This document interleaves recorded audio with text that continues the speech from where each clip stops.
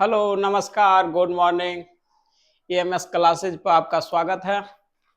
आज पुनः हम 10th क्लास के फिजिक्स 10वां के भौतिकी प्रकाश चैप्टर के बारे में बताने जा रहे हैं। कल हम लोग पढ़े थे समतल दर्पण के बारे में, दर्पण के प्रकार में। आज गोलीय दर्पण के बारे में पढ़ते हैं।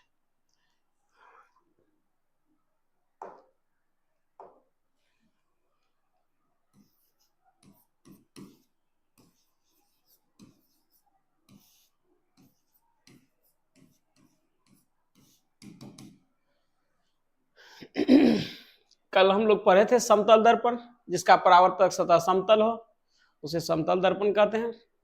इससे पहले हम लोग दर्पण का परिभाषा पढ़े थे। वह चिकनी एवं चमकीली सतह जिसका एक सतह रचित हो उसे दर्पण कहते हैं। दर्पण कौन सी का बना होता है? कांच का, और सतह उस पर कलई जो किया हुआ आता है सिल्वर ब्रोमाइड का।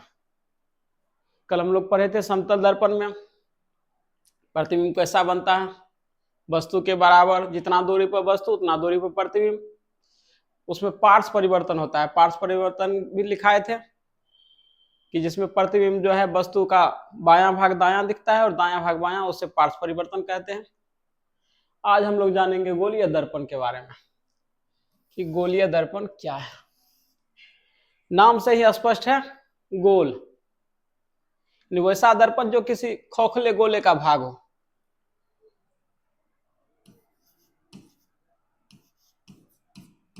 वैसा दर्पण जो किसी खोखले गोले का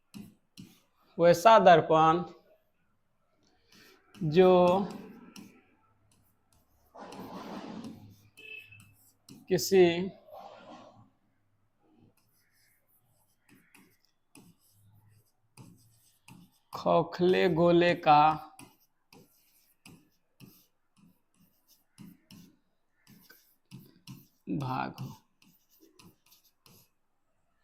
वैसा दर्पण जो किसी खोखले गोले का भाग हो उसे गोलीय दर्पण कहते हैं।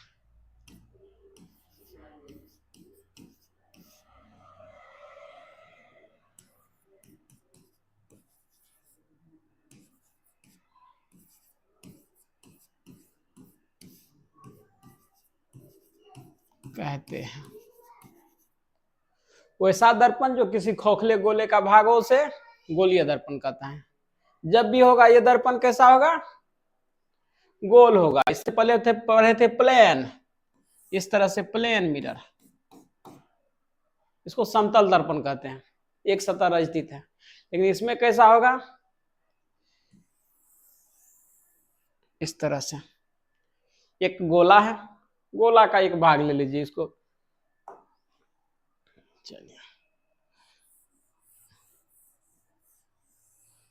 चलिए अभी क्या है, अभी इसको दर्पण नहीं कर सकते, कोई एक भाग रचित करेंगे। चलिए हम बाहर से रचित, सॉरी,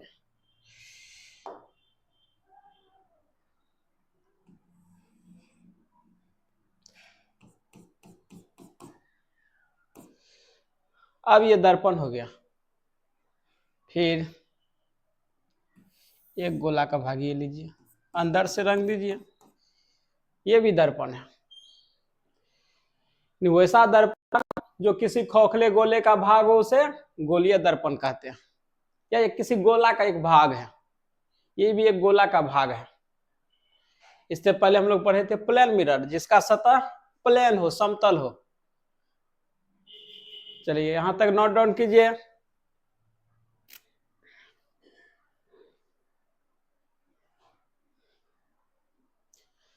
चलिए नेक्स्ट,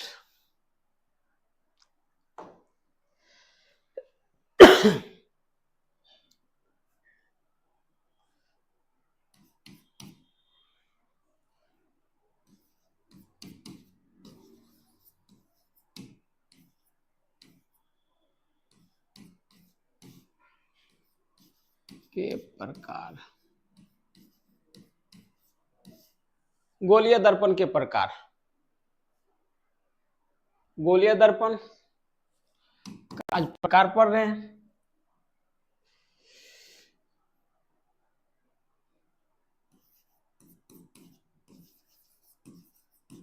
गोलीय दर्पण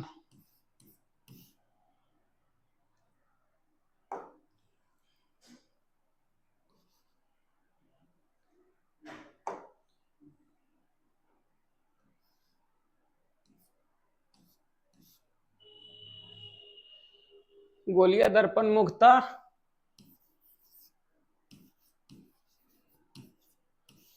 गोलीय दर्पण मुख्यतः दो प्रकार के होते हैं।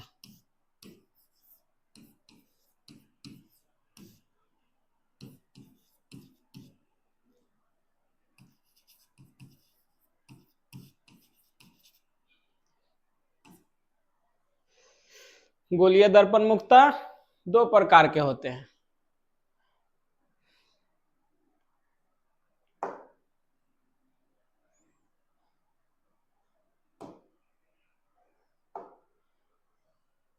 पहला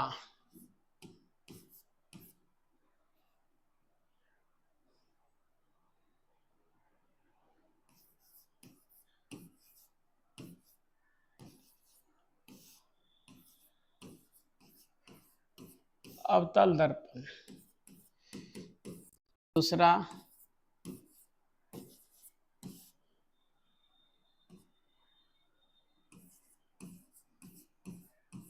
उत्तल दर्पण। गोलीय दर्पण मुख्यतः कितने प्रकार के होते हैं? दो प्रकार के। इंग्लिश लिखिएगा तो इसको कन्वेक्स मिरर, ये कनकेव मिरर। गोलीय दर्पण मुख्यतः दो प्रकार के होते हैं, अवतल दर्पण, उत्तल दर्पण। अब दोनों का परिभाषा बारी बारी से हम समझते हैं।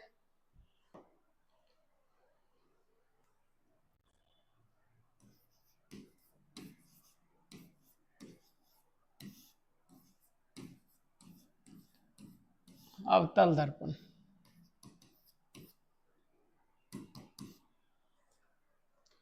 वैसा दर्पण जिसका परावर्तक सतह धंसा हो उसे अवतल दर्पण कहते हैं।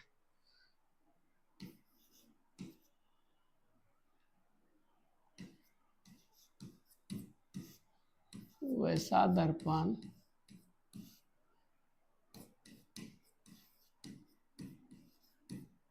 जिसका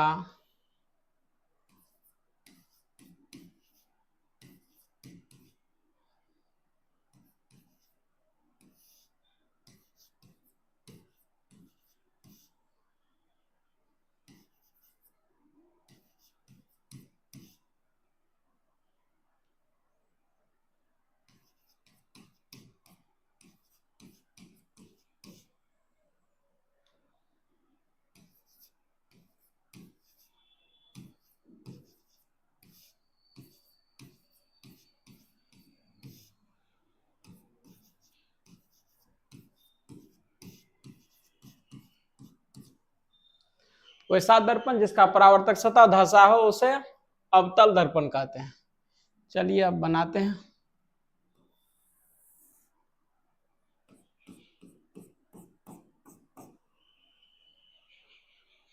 परावर्तक सतह, इससे पहले हम बताए थे परावर्तक सतह किसे कहते हैं?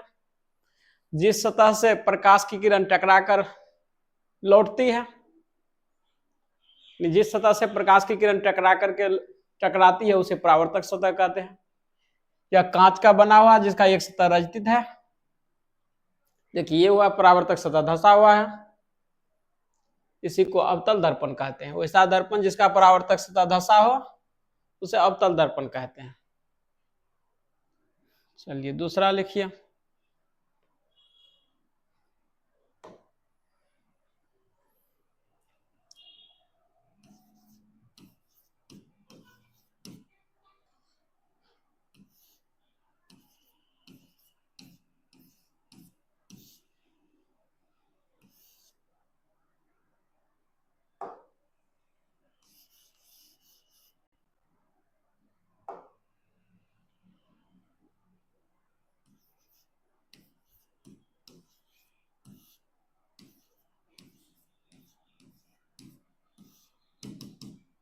चलिए दूसरा हो गया उत्तल दर्पण।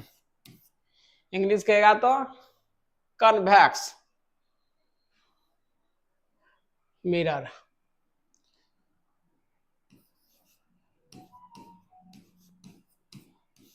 वैसा दर्पण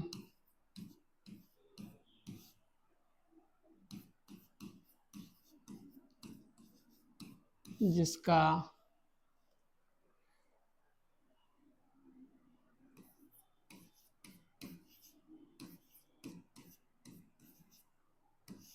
परावर्तक सतह उठा हो।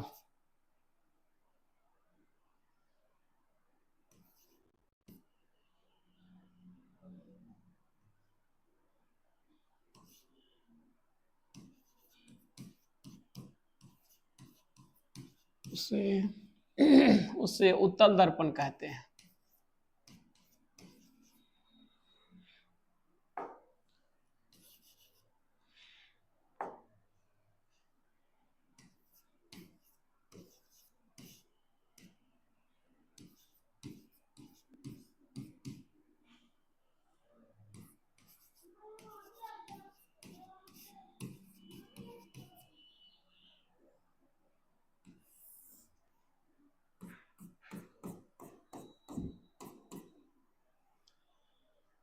देखिए ये हुआ परावर्तक सतह जो कि उठा हुआ है। इससे पहले हम लोग पढ़े थे परावर्तक सतह धंसा हुआ। अवतल दर्पण का ये था, ये है उत्तल दर्पण।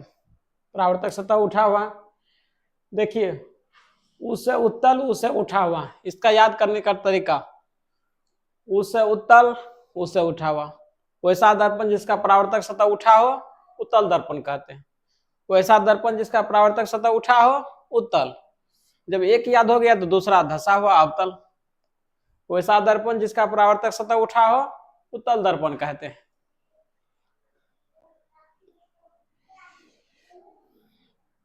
वैसा दर्पण जिसका परावर्तक सतह उठा हो उसे उत्तल दर्पण कहते हैं।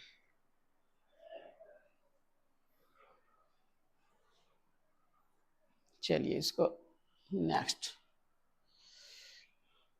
अब गोलीय दर्पण के कुछ परिभाषिक बिंदु हैं।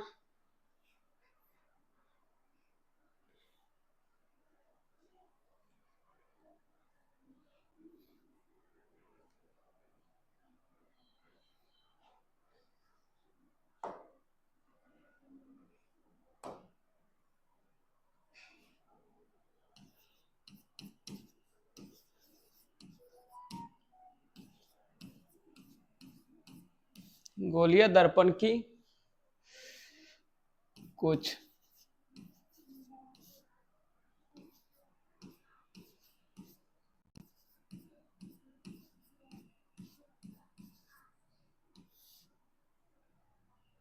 परिभाषिक बिंदु।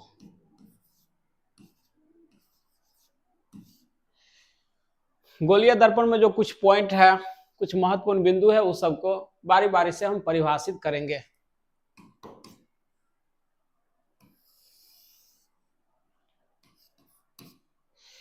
गोलीय दर्पण के कुछ परिभाषिक बिंदु, यानी उसमें जो सब पॉइंट है गोलीय दर्पण में क्या क्या परिभाषिक बिंदु है, सबको आज हम बारी बारी से परिभाषित करते हैं। इससे पहले हम एक गोल बनाए थे, इसको वृत्त कहते हैं हम गणित के भाषा में। वृत्त में एक गोला होगा, गोला का एक केंद्र होगा।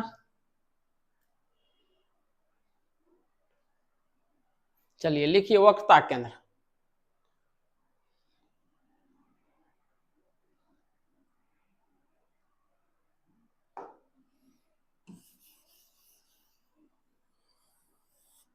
ओके,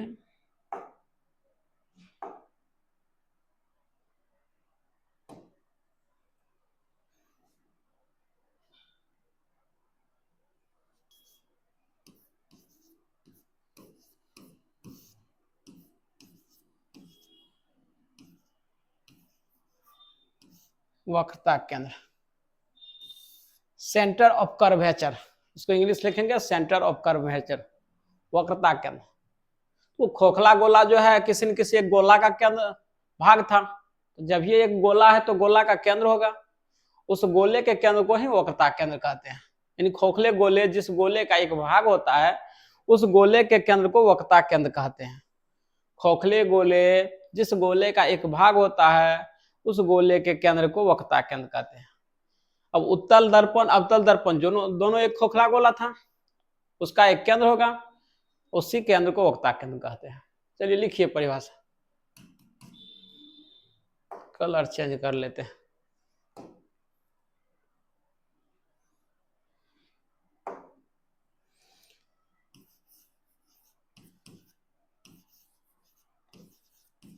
खोखले गोले,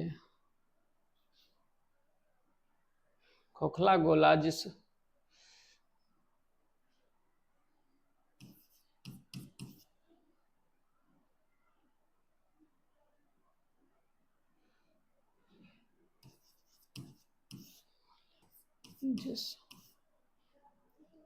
जिस गोले का एक भाग होता है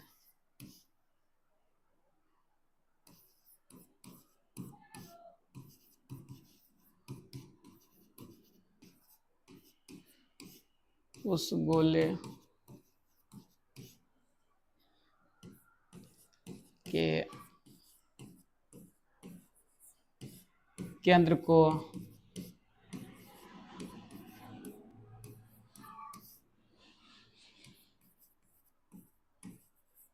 केंद्र कहते हैं।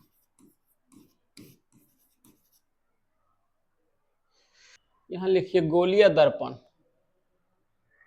गोलीय दर्पण जिस खोखले गोले का भाग होता है उस गोले के केंद्र को वक्ता केंद्र कहते हैं।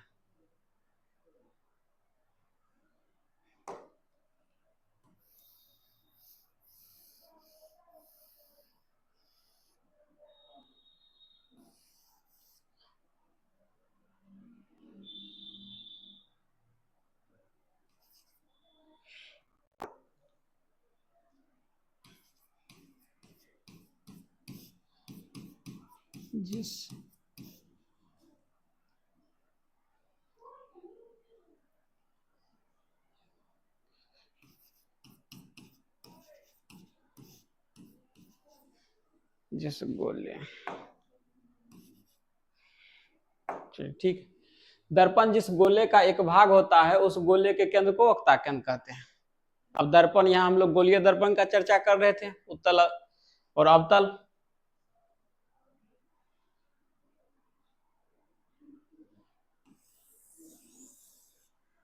ये हुआ एक गोला, खोखला गोला है जिसका एक केंद्र होगा। चलिए एक केंद्र दे दिया, अब इधर से मिटा दीजिए।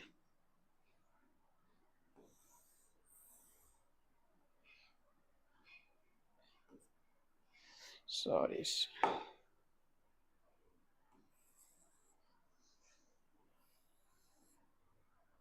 इधर से व्यवस्थित कर दीजिए। ये गोलीय दर्पण है। गोलीय दर्पण में कौन सा दर्पण है अभी तुरंत पढ़ाए हैं, जिसका परावर्तक सतह धसा उसे अवतल दर्पण कहते हैं। इस गोले का एक भाग, एक गोला का भाग है, इस गोले के केंद्र को ही वक्ता केंद्र कहते हैं।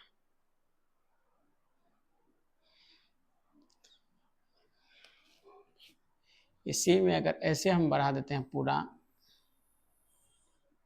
ऐसे, और इसको अंदर से रंग देते हैं,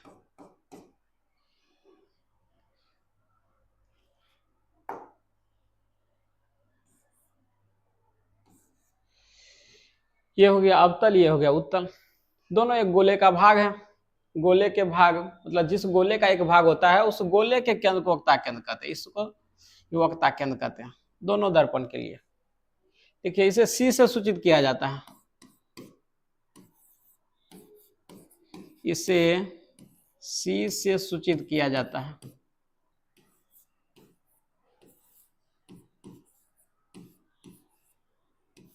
सूचित किया जाता है। सेंटर ऑफ कर्वेचर नाम से भी है, सी से शुरू होता है और इसे सी से सूचित किया जाता है। दर्पण जिस खोखले गोले या गोले का भाग होता है उस गोले के केंद्र को वक्ता केंद्र कहते हैं। खोखले गोले। चलिए अगला पॉइंट,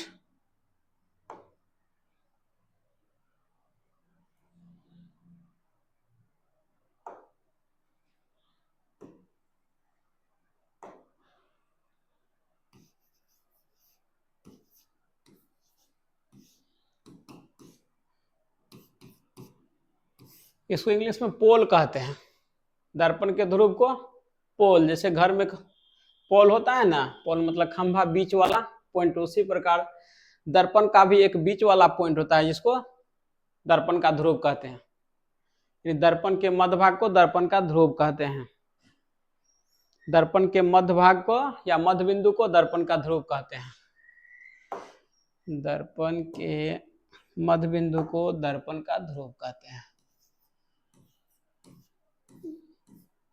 दर्पण के मध्य बिंदु को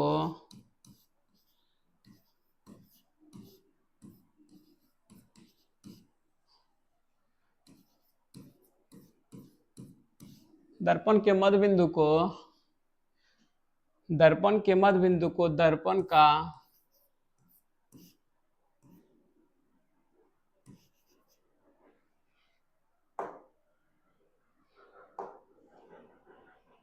दर्पण का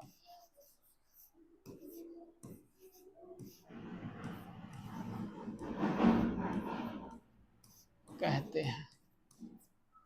दर्पण के मध्य बिंदु को दर्पण का ध्रुव कहते हैं। चलिए दोनों दर्पण बना दीजिए। ये हो गया अवतल दर्पण, उत्तल दर्पण। इसका कोई मध्य वाला पॉइंट होगा दर्पण का, ये ले लीजिए। इसी मध्य बिंदु को दर्पण का ध्रुव कहते हैं। इससे पहले हम पढ़े हैं सेंटर ऑफ कर्वेचर, वक्रता त्रिज्या, वक्रता केंद्र।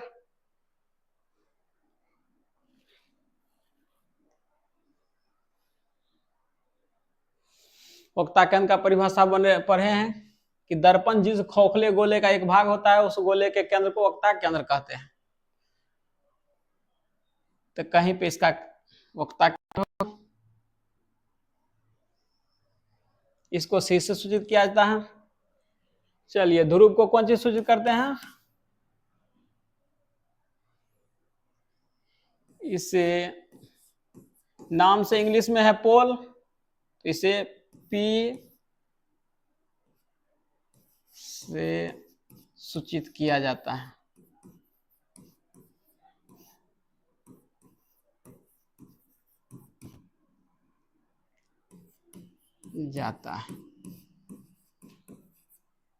दर्पण के ध्रुव को किससे सूचित किया जाता है? पी से सूचित किया जाता है। नाम भी इंग्लिश में है पोल, तो पोल। इससे पहले पढ़े हैं सेंटर ऑफ कर्वेचर, वक्रता केंद्र। वक्रता केंद्र नाम से ही सी से शुरू है, तो सी से सूचित किया जाता है।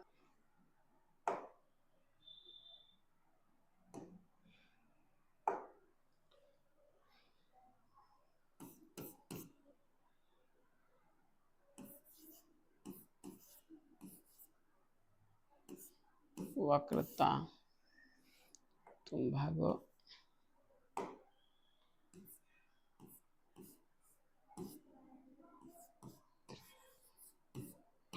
वक्रता त्रिज्या। वक्रता त्रिज्या का परिभाषा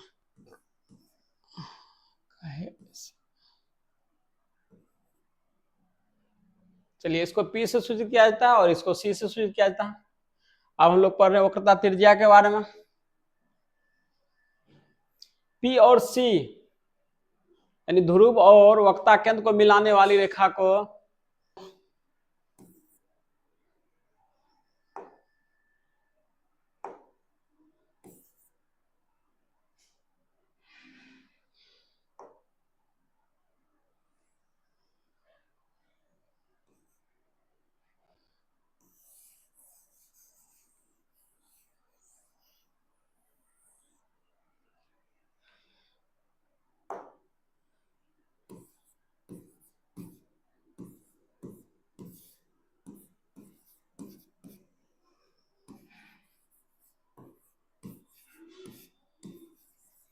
दर्पण के ध्रुव और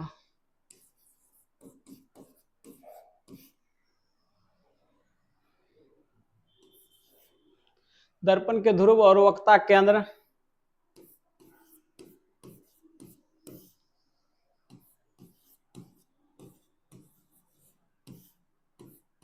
के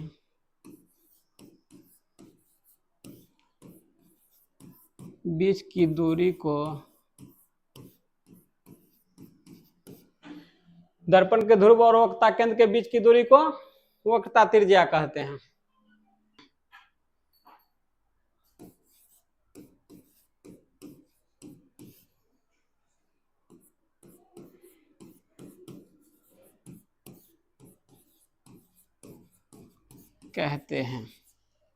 अभी फिगर में दिखाए थे दर्पण के ध्रुव और वक्ता केंद्र के बीच की दूरी को वक्ता त्रिज्या कहते हैं। चलिए, वक्ता त्रिज्या, दर्पण के ध्रुव और वक्ता केंद्र के बीच की दूरी को वक्ता त्रिज्या कहते हैं। देखिए, इसे आर से सूचित किया जाता है। इसे आर से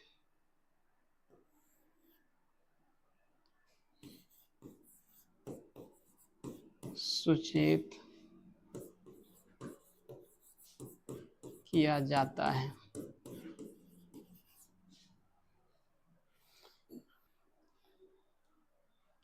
नेक्स्ट,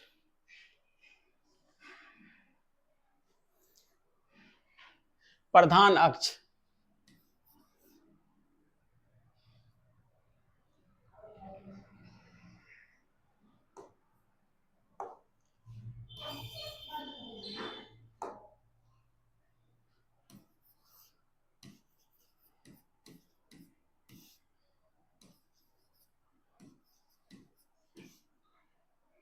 प्रधान अक्ष इंग्लिश क्या होता है? Principal axis.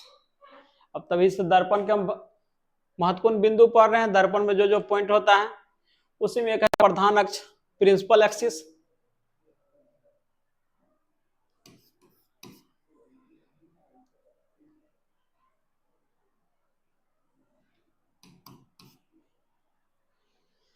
चलिए, कोई एक दर्पण लिख लीजिए। अवतल दर्पण है, इसको हम ध्रुव कहते P, इसके सेंटर को C। जो प्रकाश की किरण C और P से जाएगा, इन वक्ता केंद्र और ध्रुव से जाएगा, उसी को प्रधान अक्ष कहते हैं। या दर्पण के मध्य बिंदु से जाने वाली, गुजरने वाली किरण को प्रधान अक्ष कहते हैं। चलिए लिखिए,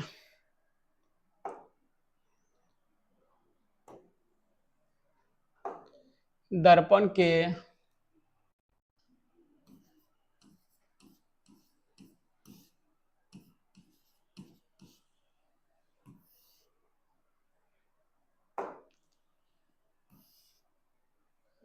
दर्पण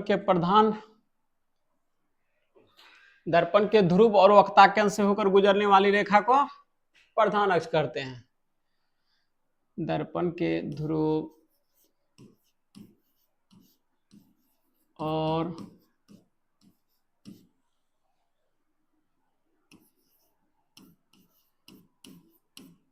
वक्ता केंद्र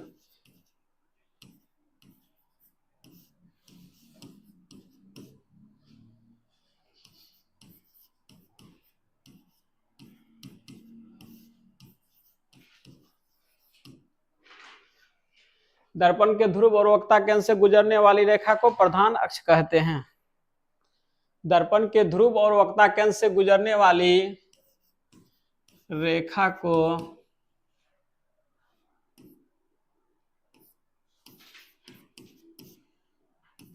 प्रधान अक्ष या इसी को मुख्य अक्ष भी कहते हैं, मुख्य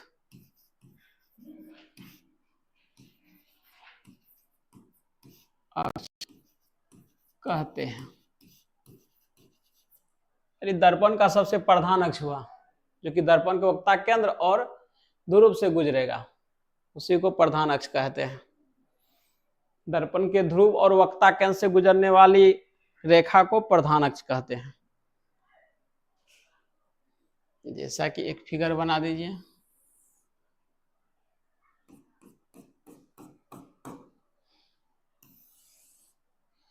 यहाँ ले लीजिए पोल, यहाँ ले लीजिए इसका वक्रता केंद्र, सेंटर ऑफ कर्वेचर। ये दोनों बिंदु से जो किरण गुजरेगा उसी को प्रधान अक्ष कहते हैं। इससे पहले परिभाषा बताए हैं, वक्ता केंद्र। खोखले गोले, जिस गोले का एक भाग होता है उस गोले के केंद्र को वक्ता केंद्र कहते हैं। ध्रुव का परिभाषा, दर्पण के मध्य बिंदु को दर्पण का ध्रुव कहते हैं। चलिए यहां तक कोई दिक्कत? अब हम लोग आगे चलते हैं।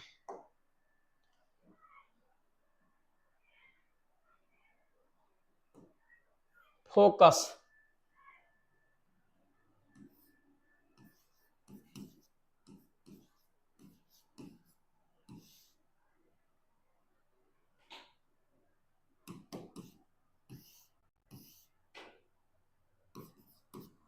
इसका इंग्लिश भी फोकस ही होता है। दर्पण के प्रधान अक्ष के समांतर आ रही प्रकाश की किरण दर्पण से परावर्तन के बाद जिस बिंदु पर मिलती है या मिलती हुई प्रतीत होती है उसे फोकस कहते हैं।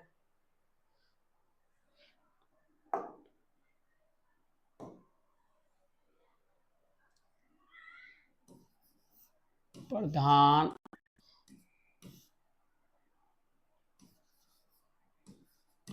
अक्ष के समांतर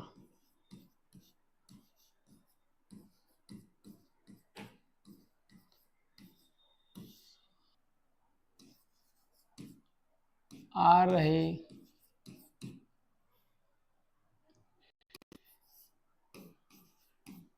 प्रकाश की किरण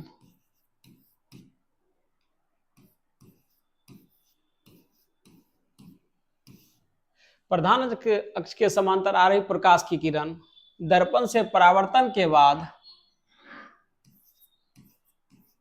दर्पण में परावर्तन होगा, दर्पण से परावर्तन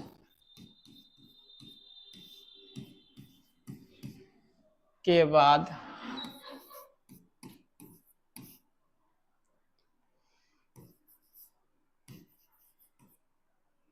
प्रधान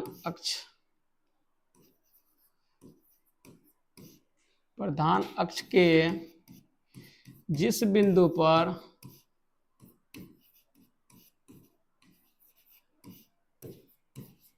मिलती है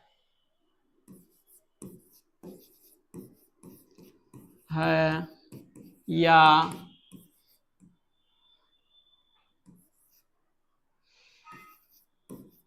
मिलती हुई प्रतीत होती है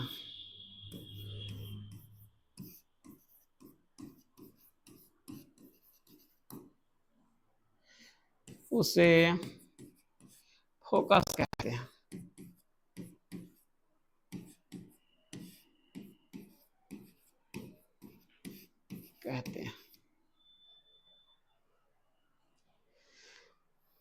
दर्पण में प्रधान अक्ष, अभी तुरंत परिभाषा लिखाए हैं, वक्ता केंद्र और पोल ध्रुव के से गुजरने वाली रेखा को प्रधान अक्ष कहते हैं, या दर्पण के मध्य बिंदु से गुजरने वाली रेखा को प्रधान अक्ष कहते हैं।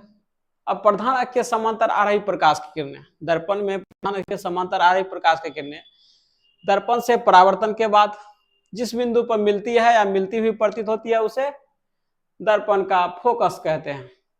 चलिए अब दर्पण बनाते हैं।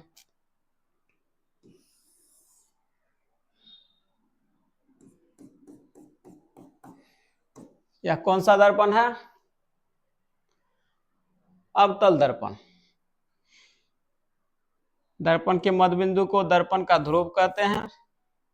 दर्पण जिस खोखले गोले का भाग होता है उस गोले के केंद्र को वक्ता केंद्र कहते हैं, और वक्ता केंद्र और ध्रुव से गुजरने वाली प्रकाश की किरण को प्रधान अक्ष या मुख्य अक्ष कहते हैं। और ये प्रधान अक्ष है, इसके समांतर आ रही प्रकाश की किरणें। चलिए प्रकाश की किरण को गुजारिए, जहां जहां से गुजारना है प्रकाश की किरण इसके समांतर, प्रधान अक्ष के समांतर जितना भी प्रकाश की किरण गुजारेंगे दर्पण से परावर्तन के बाद इस तरह से गुजरेगी।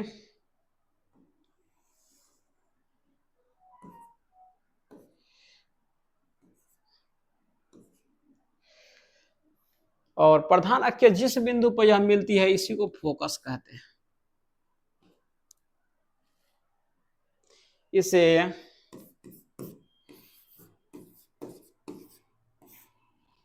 एफ, बड़ा एफ, कैपिटल लेटर का एफ लिखेंगे, इसे एफ से डिनोट किया जाता है, इसे एफ से सूचित किया जाता है।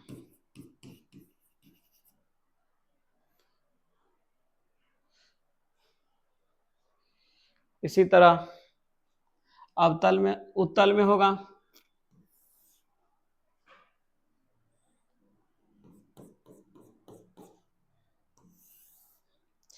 पोल है, इसका वक्रता केंद्र सी है, प्रधान अक्ष के समांतर आर्य प्रकाश की किरण, इसका परावर्तक सतह उठा हुआ है, जैसे परावर्तन होगा, परावर्तन के बाद ये ऐसे भाग जाएगा बाहर की ओर।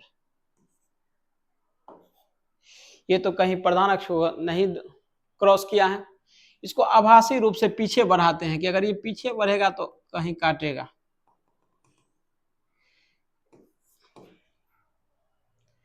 यानी उत्तल दर्पण में आभासी रूप से मिलता है और अवतल दर्पण में वास्तविक रूप से मिलता है। चलिए यहां तक नोट कीजिए।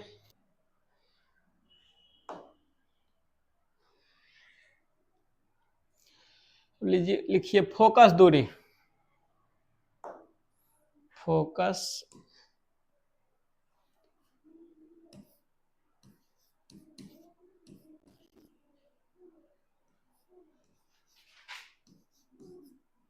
फोकस दूरी, इंग्लिश होता है फोकल लेंथ।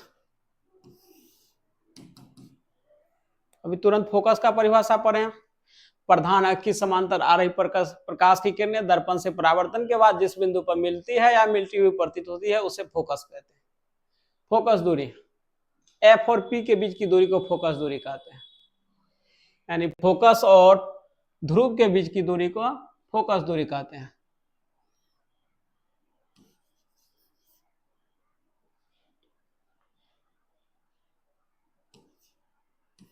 ध्रुव और फोकस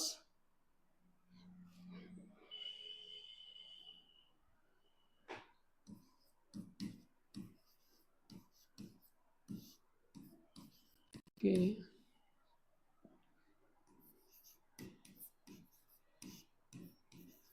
बीच की दूरी को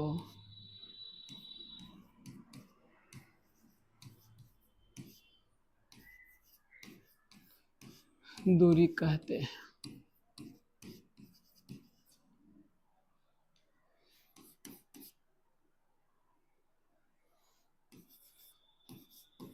इसे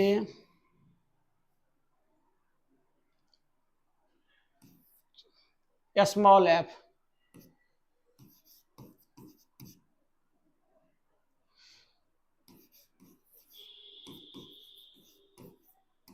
सूचित किया जाता है।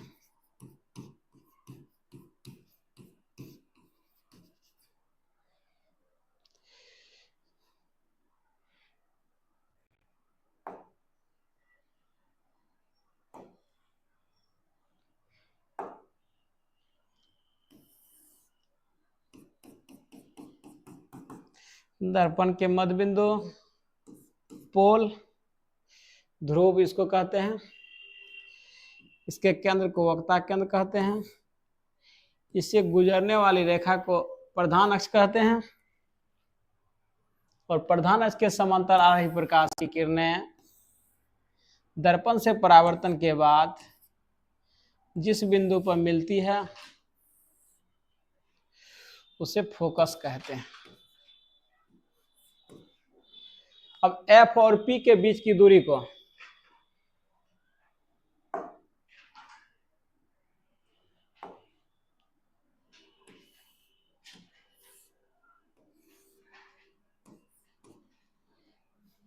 यानी प्रधान अक्ष पर ध्रुव है, ध्रुव और फोकस के बीच की दूरी को ही फोकल लेंथ कहते हैं। ये दूरी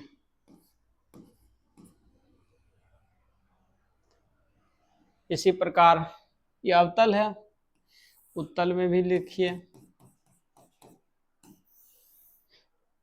ये पोल हो गया, ये सी हो गया। प्रधान अक्ष समांतर प्रकाश की किरण गुजार दीजिए, इधर भागेगा, इधर।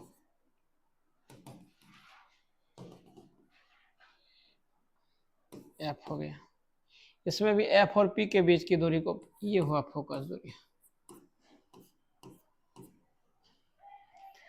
चलिए आज का क्लास इतने यहाँ तक ही, कल पुनः इससे आगे हम स्टार्ट करेंगे।